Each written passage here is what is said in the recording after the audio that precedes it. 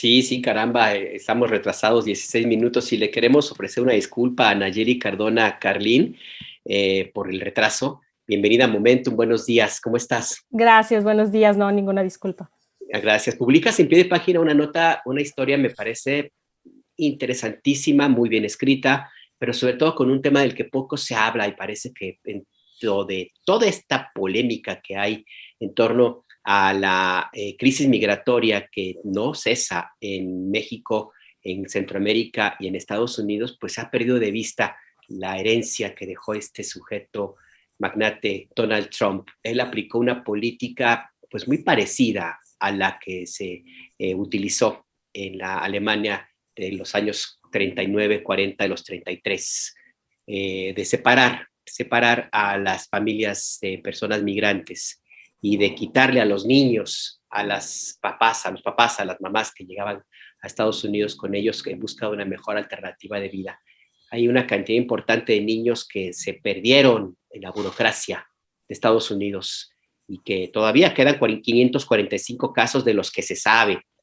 Y tú cuentas una historia de una niña y de su mamá que está esperando reencontrarse con la niña. Cuéntanos de qué va esta historia que publicas en pie de página que se llama justamente así, Una niña perdida en la burocracia norteamericana. Así es. Este es un caso pues muy fuerte, muy doloroso, porque son años de lucha de Yanira en este sentido de recobrar contacto con su hija. Ni siquiera volver a verla, abrazarla, sino el solo hecho de recobrar contacto, de saber que se encuentra bien, que está protegida, que está en un lugar seguro. Pues Yanira, como muchos otros migrantes centroamericanos, toman la única opción viable que parece para sobrevivir, que es escapar de la violencia, escapar de las amenazas que se enfrentan en sus propios países y emprender un camino que parece igual de peligroso que el quedarse. O sea, no es una elección fácil tomar a tu hija y aventurarte en esto. Ella decide usar un conocido como coyote para que las transporte porque considera que es más seguro. Considera que van a correr menos peligros que subirse a la bestia, que es el camino habitual que toman estos migrantes, sobre todo cuando van solos. Habían escuchado de las historias de terror sobre los secuestros, los asaltos, las violaciones, y prefieren tomar este camino, llegar a la frontera y con el mal entendimiento de que al cruzar y entregarse a la patrulla fronteriza serían sujetas de asilo. Y en su entendimiento ella no sabía que iba a ser separada de su hija. Y al principio cuando llegan al centro donde hacen las entrevistas, donde hacen los primeros contactos, no es separada de su hija, es mantenida en un área, ella se siente aliviada porque el primer trato es amable, aunque hay muchísima gente aquí, hasta que llega un momento en que les dicen, ella no puede ir al mismo lugar donde vas tú, porque ahí no reciben niños, sin más explicación que esa. Y le dicen, pero cuando veamos caso, se van a volver a unir. Ella en ese momento ni siquiera da tiempo a despedirse, se la llevan hacia un lugar y a su hija junto con otros menores los llevan hacia otro espacio separado. Esa es la última vez que ella ve a su hija. Su proceso es extremadamente rápido y es deportada a El Salvador sin tener conocimiento de cuál era el estado de su hija, en qué centro de detención o en qué refugio se la habían llevado, nada. No sabía su estado físico, no sabía nada de la niña. Ella en varias ocasiones reitera, pues si me van a regresar, regrésenme con mi hija, ¿dónde está? No le dice nada a nadie y la deportan. Es una situación muy grave porque esta mujer no tiene los recursos para acceder a un abogado, para acceder a alguien que le ayude a tramitar algo, algún amparo, alguna situación. No sabe ni siquiera qué hacer. Entonces, aquí entra en función la importante labor que están haciendo las ONGs, y una ONG es el primer contacto que ella tiene y que le permite saber que su hija fue puesta bajo el cuidado de una asociación religiosa. No le dicen dónde, no le dicen el contacto, es todo lo que sabe. Entonces, su siguiente opción es volver a la frontera con México. Ella piensa que si vuelve a la frontera de México con Estados Unidos va a estar más cerca, va a tener más acceso a información y va a poder en algún momento recuperar a su hija y vuelve a emprender el camino de regreso.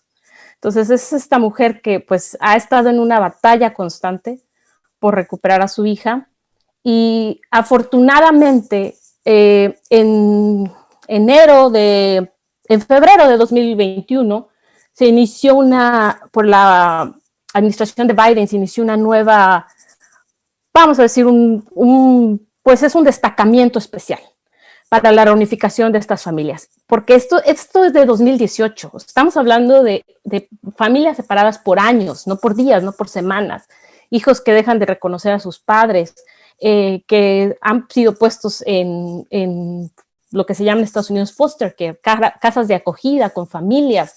Hay un desmembramiento familiar fuerte. Entonces, en 2021 se crea esta fuerza especial donde se intenta dar luz a esto que pasó en 2018. Efectivamente, en junio de 2018 se termina esta política de separación de familias, pero las familias no fueron reunificadas.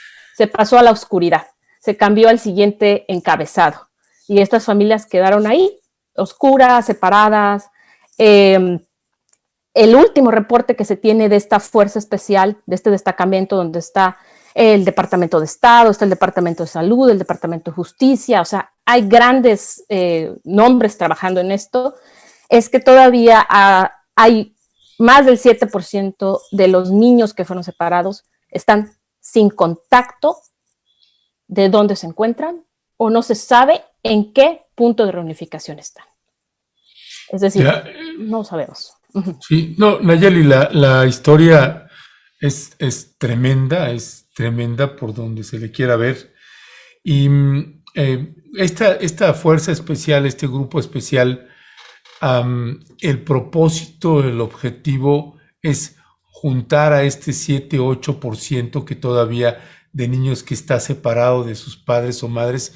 Déjame, me detengo aquí. Si dices, bueno, tuvo notificación de su hija a través de esta ONG que la habían llevado pues a un albergue religioso, una casa religiosa.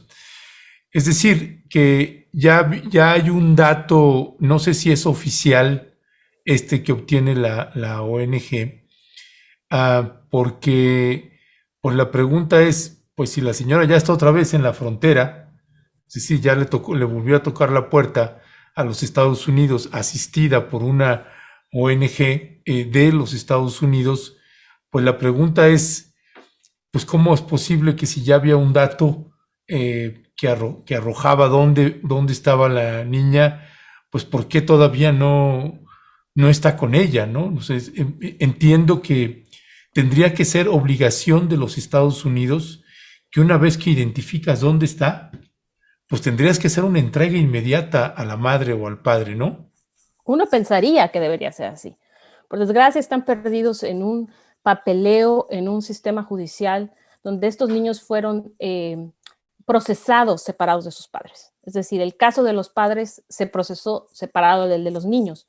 Entonces, los jueces están, en su sentido, ellos dicen, estamos sobrepasados por la cantidad de casos. Entonces, esto va a tomar un tiempo. Esta fuerza especial que se hizo justo es para eso, es para tratar de agilizar. De hecho, hay un registro. A mí sí me gustaría compartir la página que tienen, es juntos.gov, B minúscula, B de vaca, B chica, B como le quieran llamar. Es donde las familias que están separadas se pueden registrar y entonces se inicia un proceso donde la Organización Internacional de Migración califica si estas personas sí están separadas, si se tiene informes de dónde están los niños y si se puede crear un permiso de entrada condicional humanitaria a los Estados Unidos para este propósito, para que se reúnan. Pero esta información no... Perdón, ¿me puedes repetir la página? Claro, está en inglés together.gov o en español juntos.gov.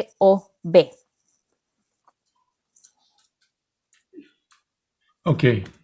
Ahí las familias que han estado separadas pueden registrarse y son contactadas por la Organización Internacional de Migración para tramitarles este permiso de entrada temporal humanitario y poderlos reunificar con los menores. Ahora, el problema aquí nace en que hay menores de los cuales no se sabe dónde están, o se perdió contacto con la persona que fue el resguardo de estos niños.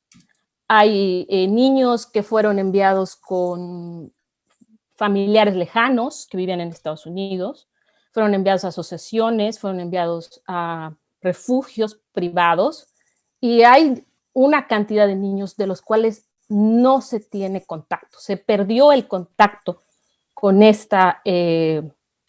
lugar a donde fueron enviados. Entonces, aunque los padres sepan a dónde fueron enviados los hijos, el gobierno ha perdido contacto con estos lugares.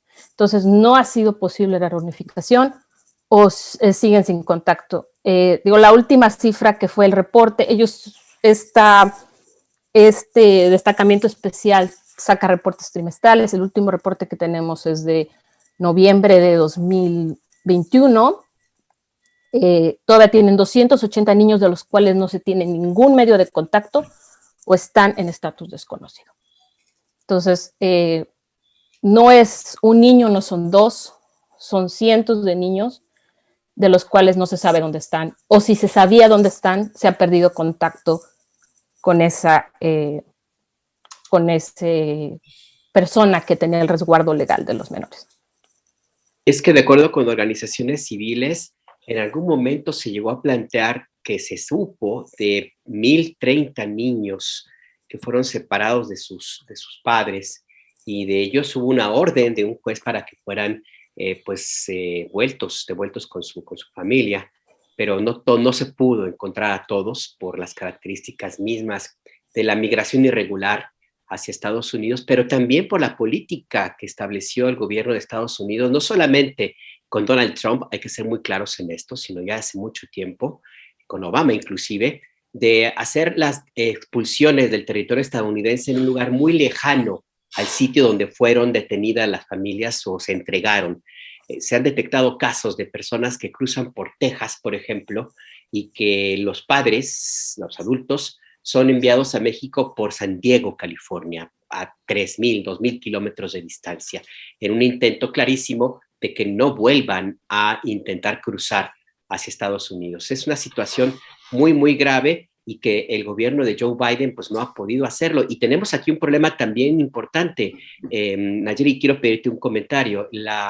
El Homeland Security, el CBP, publicó hace unas semanas su reporte del año fiscal 2021, donde habla de 146,000 menores que cruzaron sin compañía hacia Estados Unidos. 146,000. La crisis humanitaria que obligó el gobierno de Barack Obama a tomar medidas drásticas, y Joe Biden, que era su vicepresidente, fue el alfil para orquestar estas operaciones en la región México-Centroamérica, habló en su momento de 60,000 niños que llegaron sin compañía a Estados Unidos. Ahora son 146,000. Es decir, la posibilidad de que casos como el que ahora narras en pie de página se repita está allí muy presente, Nayeli. Totalmente. La crisis no ha terminado. Creo que se acabaron los grandes titulares, las grandes fotos de las jaulas, las congeladoras, como les dicen, a donde se encontraban a los niños. Ya no los vemos en primera plana, pero la crisis está ahí, la crisis sigue. Ahorita, justamente leyendo unas estadísticas, estaba viendo que el 64% de los cruces son de personas que van con menores acompañados. Ha bajado muchísimo la migración solitaria. El hombre solo, la idea que teníamos del hombre que se va en busca de un nuevo futuro y deja a la familia en casa, se acabó. 64% de los cruces se hacen con menores. Entonces, esto es algo latente, está ahí. Más allá de estos niños que llegan sin compañía, que bien dices tú, son más de 146,000, vienen estas familias con menores. Y el peligro está latente, porque si los padres son procesados como que cometieron una entrada ilegal, es un delito, y por lo tanto son separados de los menores. Entonces, el procesamiento es muy delicado. ¿Cómo se clasifica ese primer cruce? Es muy delicado, y por desgracia estamos hablando de, ante la cantidad inmensa de cruces que se dan todos los días, alguien se va a ir entre las grietas. Y los que se están yendo entre las grietas son estos menores, que son los más vulnerables, son estas familias que en algunos casos ni siquiera hablan el español correctamente, no saben qué responder y terminan cayendo en las grietas del sistema. Efectivamente, estos niños están perdidos en las grietas del sistema y es algo que es constante, que sigue pasando y que yo no veo cómo realmente vamos a solucionarlos todos, porque aquí esto es como que la pelota está en todos lados, ¿no? También estos niños, muchos en sus casos cuando son con la familia, son regresados a México con la familia por este famoso título 42 que se implementó por COVID en la frontera, que decían no podemos tener un hacinamiento de personas, entonces regrésalos a México, ahí que esperen su proceso de asilo. Regresan estas familias, también regresan con menores. ¿Cómo estamos tratando a esos menores aquí también, no? Entonces, la pelota sigue rodando y el problema es que pues este fenómeno va en aumento y el peligro de que más niños queden perdidos en el sistema sigue en aumento. Pues tremenda narración, Nayeli. Te queremos agradecer, Nayeli Cardona, este valiosísimo trabajo periodístico. Nos gustaría, suponemos, le vas a dar seguimiento, así que pues nos gustaría estar al tanto de los avances, los trabajos que puedas estar haciendo sobre esto. Es una tragedia humanitaria por donde usted también le quiera mirar. Así que, Nayeli, te mandamos un fuerte abrazo y gracias por tomarnos la llamada. Muchas gracias a ustedes, que tengan buen día. Buen día, gracias.